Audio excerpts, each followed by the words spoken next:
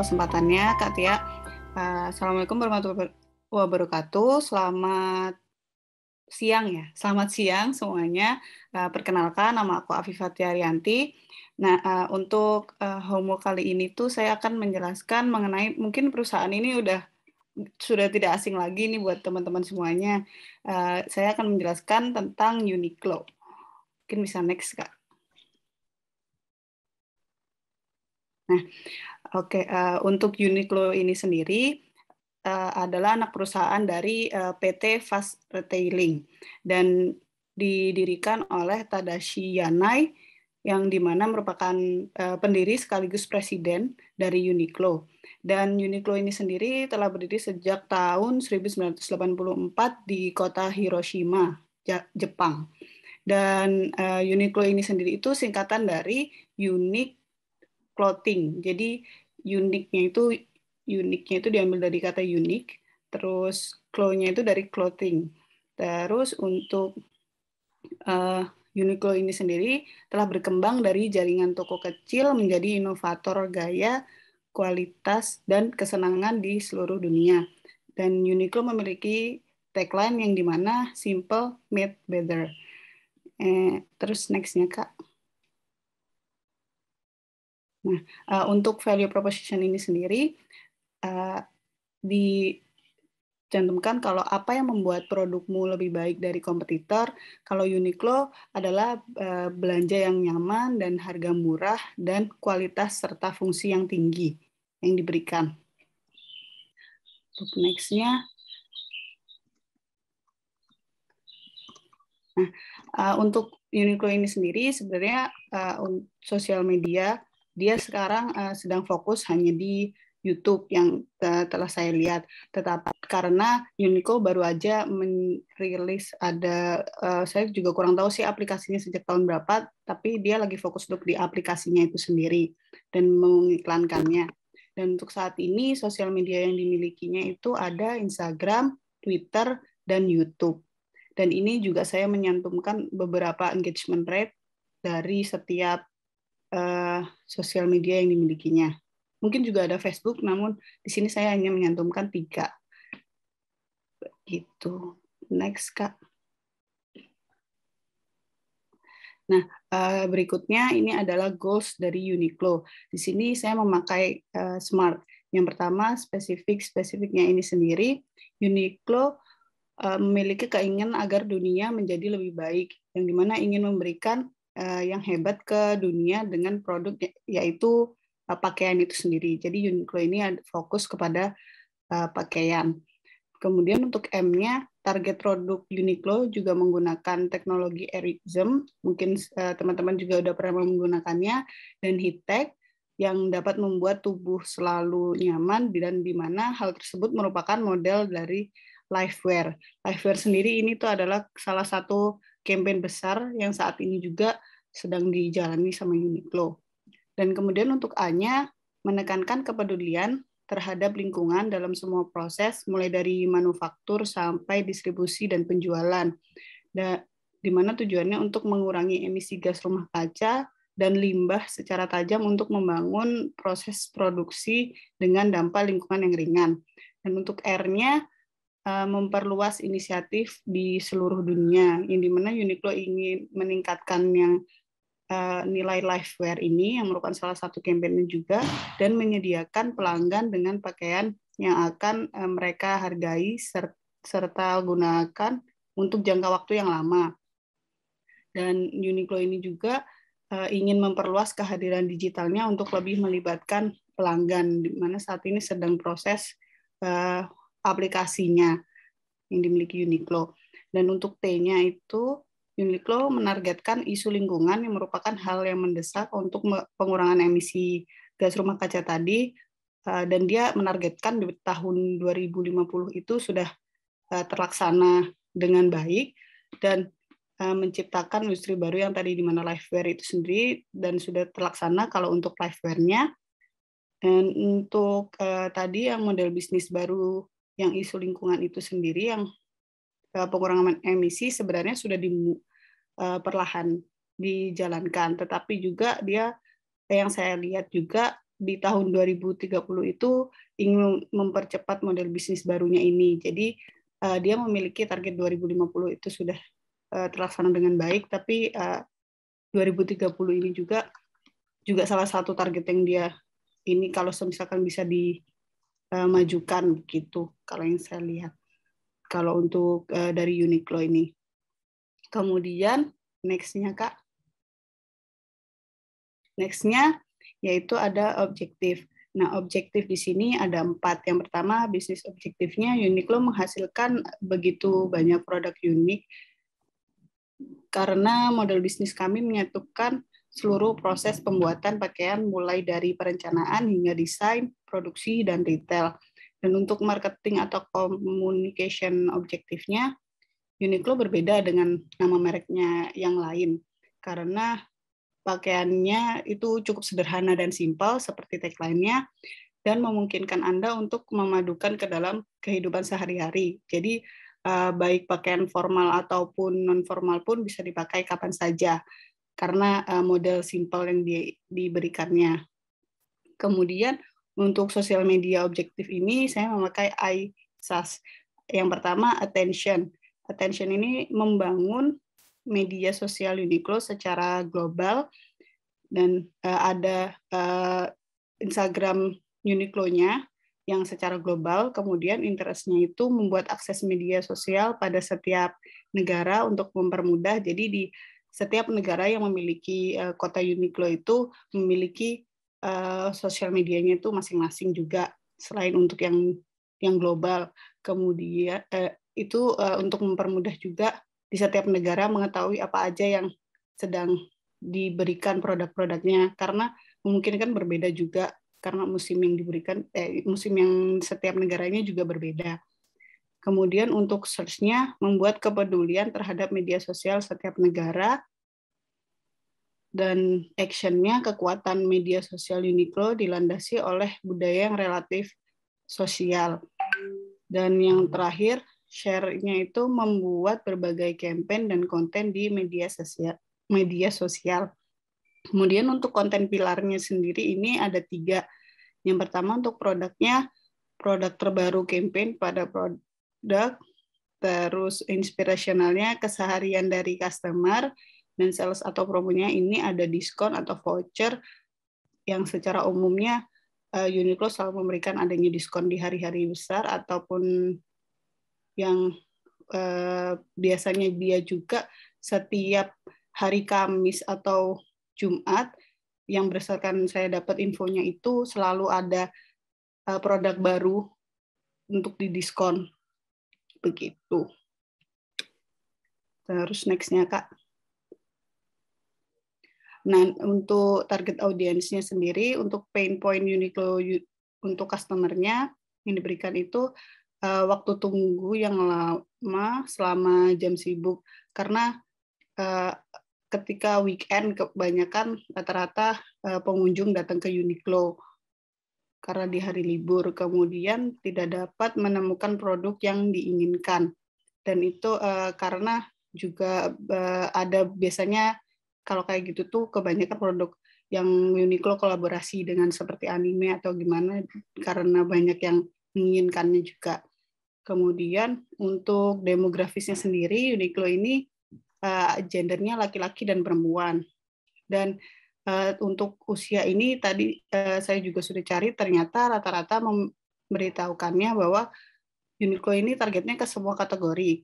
Tetapi memang diutamakan untuk yang dewasa ataupun remaja. Tetapi saat ini juga dapat juga dilihat teman-teman bahwa Uniqlo menjual dari pakaian bayi hingga dewasa.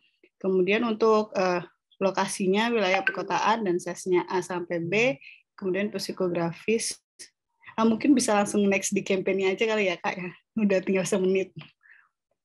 Dan untuk campaign-nya di sini sebenarnya saya juga cukup bingung menjelaskannya seperti apa karena ini juga Uniqlo kan sudah ada campaign yang sangat besar, mungkin teman-teman juga tahu Livewear, tapi di sini saya kayak punya ide aja.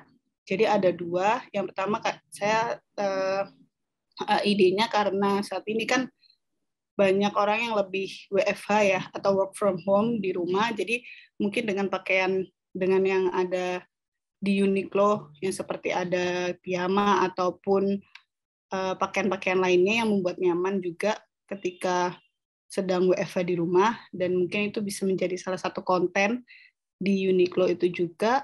Dan kemudian karena ini juga mendekati Lebaran, jadi mungkin saya lebih memfokuskan untuk di Muslim Vibe, yang dimana juga memberikan tagline-nya pada campaign ini tuh Simple is Beauty.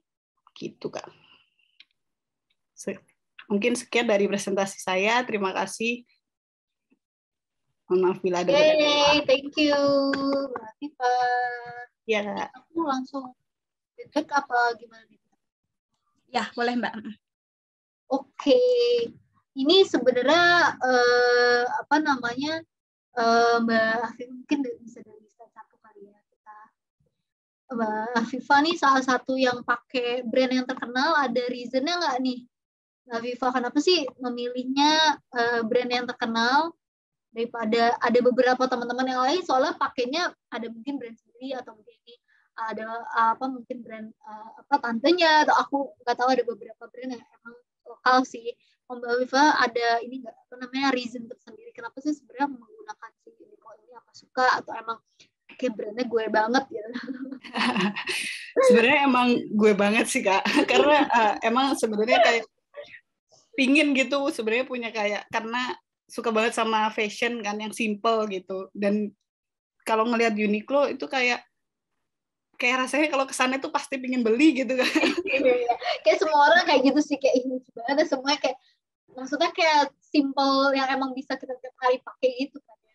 Iya. Kalau untuk value proposition nih aku ada beberapa recap aja ya dari aku, tapi sebenarnya overall udah oke banget sebenarnya cara thinkingnya gitu untuk si apa namanya, lebih berarti ini lebih ke analisa ya kan. Kalau misalkan kita bagi dua nih antara analisa sama buat si apa namanya ide campaign gitu ya. Kalau untuk analisanya sendiri sebenarnya secara value proposition aku setuju banget gitu ya, kualitas dan fungsi yang tinggi, yang dimana sebenarnya kita udah tahu semua brand-brand yang dikeluarkan dari si Uniqlo ini pasti ada message yang diinjak nih, kayak selalu kualitasnya oke, dan berbeda dari yang lain. Kayak si Airism itu menurut aku salah satu yang berbeda banget. Kenapa? Karena sebenarnya itu dia kan testing nggak cuma di Jepang doang, nggak cuma di Jepang doang, nggak cuma di beberapa negara doang, tapi di Indonesia kenapa dia masukin banyak banget Airism? Karena cuaca di Indonesia tuh cocok banget untuk pakai si Airism. Jadi menurut aku kayak dia, kalau misalkan tadi kamu bawa value proposition kualitas dan fungsi dan tinggi, itu cocok banget. Karena sebenarnya dilihat dari produk-produknya, highlight produk message-nya tuh selalu itu yang dibawa, dan produk-produknya benar-benar nge-reflect lah ya si value proposition tersebut gitu. Nah, smart dan objektif semuanya clear kalau menurut aku ya, karena udah kebayang juga mungkin ya untuk si smart goals-nya dan objektifnya seperti apa. Tapi ada yang missing nih dari smart goals dan objektif, ya kira-kira tahu nggak apa nih Mbak Afifa? Ada yang lupa gitu dimasukin kayaknya. Apa ya, Kak? kayaknya di objektif ya? Apa di dua-duanya? Dua-duanya. Oh, di dua-duanya. Sebenarnya kalau misalkan detail-detail pengertiannya udah, tapi ada satu yang belum kita lihat di situ. Apa itu? Kurang tahu nih, Kak. Yang belum tuh numbers-nya, angkanya. Oh, Karena iya. setiap smart goal, setiap bisnis, apalagi objektif, terutama bisnis, semuanya itu harus masukin angka ya. Karena kalau misalkan kita nggak berpatokan sama angka, kita nggak masukin si angka-angka tersebut, kita pasti bingung apa yang kita mau targetkan sekarang gitu. Jadi setiap smart goals atau objektif, terutama yang objektif ya, itu yang paling penting banget. Kita harus tahu apa yang mau kita achieve. Selain kita udah tahu mau achieve apa, misalkan mau awareness, consideration, ya harus dikasih tahu juga dong KPI-nya tuh berapa banyak yang mau kita achieve gitu. Jadi mungkin itu yang missing untuk si smart goals dan objektifnya. Terus untuk si social medianya itu Aisyah ya tadi pakai social media objektifnya. Mungkin ini akan lebih bagus kalau misalkan Mbak Afifa pakainya analisa di Indonesia gitu. Jadi kalau tadi aku lihatnya masih pakai global, secara keseluruhan global gitu. Ini nggak apa-apa ya BTW pakai analisa gitu, tapi menurut aku ada beberapa hal yang bisa dianalisa di specific country di mana kita tinggal di Indonesia gitu. Jadi mungkin bisa di AISAS-nya di sosial media di Indonesia tuh seperti apa, terus kalau misalkan ngomongin pain point-nya di Indonesia tuh seperti apa gitu, jadi akan lebih relate lagi gitu. Contohnya kalau tadi disebutin pain point-nya, boleh diulang nggak? Sorry, boleh ke slide-nya nggak tadi? Berarti aku lupa pain point-nya tadi di bawah, kayaknya slide 6 ya, 7. Slide 7. Nah, ini kan pain point-nya waktu tunggu yang lama selama jam sibuk, tidak dapat menemukan produk yang diinginkan. Sebenarnya bukan nggak bisa mendapatkan produk yang diinginkan. Mereka nggak mungkin kita kayak mikir kayak nggak ada produk nih satu yang yang kita suka, pasti ada aja di Uniqlo. Cuma apa sih sebenarnya pain point orang kalau di Indonesia ngelihat Uniqlo? Tentunya kita harus pergi ke offline store. BTW Uniqlo dulu klien aku waktu di agency, jadi sebenarnya aku agak lumayan tahu ya untuk detail-detail kayak pain point audiensnya tuh sebenarnya seperti apa kayak gitu. Karena sebenarnya pain point-nya adalah sekarang kita menggunakan e-commerce, dimana sebenarnya karena Uniqlo ini brand global, agak susah kalau kita masuk ke e-commerce secara udah masukin aja ke e-commerce gitu, karena banyak banget prosesnya kalau misalkan kita ngomongin tentang brand global gitu. Jadi emang pain point pertama kalau menurut aku untuk Uniqlo itu adalah susah banget ditemuin di online.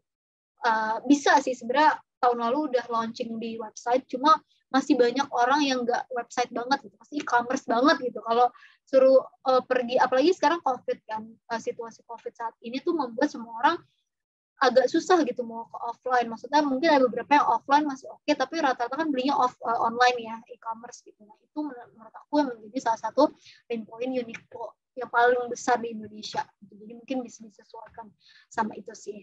Terus yang terakhir, ini bagus banget, yang terakhir adalah instead of pakai existing idea, buat ide sendiri, dan menurut aku ini cocok banget, tinggal nanti diturunin aja sih, maksudnya WFH with Lifewear tuh kayak gimana, apakah kebayangnya kontennya misalkan orang-orang kayak foto di rumah pakai si baju tetap di rumah aja tapi tetap cantik pakai si Uniqlo, atau misalkan ya ide kontennya itu sih mungkin yang akan dilihat lagi untuk si campaign ideas. Cuma aku udah kebayang sih untuk si campaign ideas, dan rata-rata komennya dari aku itu aja sih, palingan cuma sedikit tinggal dipoles-poles dikit aja gitu. Thank you Mbak Viva. Makasih juga Kak. Sebenarnya yang untuk angka memang ini sih Kak, kemarin sempet agak bingung karena kan cukup global, jadi datanya kan jadi susah untuk betul. Makanya sebenarnya aku kemarin menyarankan pakai brand yang sudah yang dimiliki, atau misalkan punya brand teman atau brand siapapun untuk dianalisa, supaya kita bisa pakai angka-angka tersebut. Tapi sebenarnya bisa aja sih kalau misalkan kita mau asumsi gitu, at least sebenarnya kita bisa tahu nih, oh ternyata karena beberapa teman-teman nanti kayaknya ada yang present juga, itu dia pakai asumsi gitu, itu menurut aku oke gitu. Jadi kayak nggak apa-apa kalau misalkan mau asumsi pun, yang penting tetap realistis gitu, angkanya nggak tiba-tiba kayak bisnis objektif 100% gitu kan, nggak mungkin deh. Iya. Tetap realistis kayak gitu. Oke, makasih banget Kak Karina. Thank you.